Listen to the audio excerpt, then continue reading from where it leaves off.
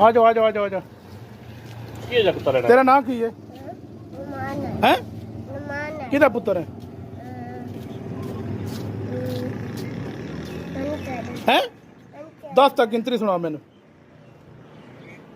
ਕੁੱਤੀ ਫੜਨੀ ਹੈ 10 तक गिनती सुना मैं तेन दसना कतूरे दंद दसना सुना। 1 2 5 6 7 8 9 12 दाब के सुना ना इंज नहीं पुत्रा दाब के 1 2 5 6 7 8 9 10 12 ਇਹਨਾਂ ਨੂੰ ਦੱਸ ਛੱਡ क्या बने नहीं है सही गल ये सही ठीक हो गया तू पुत्र सुनाओ 1 3 4 5 6 7 8 9 10 11 12 उतो तक 13 14 15 16 17 18 19 20 21 22 23 शाबाश ए बंदा ठीक चल मेरा पुत्र तू सुना इनको इनको आ जानी है सुना मैं तो नहीं हूँ नहीं जी जी उम्दी सुना चढ़ एक तो लग के सुना ਇੱਕ ਤੋਂ ਲੱਗਾ 20 ਤੱਕ ਸੁਣਾ ਛੱਡ सुना चढ़ेगा 1 2 3 4 5 6 9 7 19 22 23 ਹਾਂ ਹਾਂ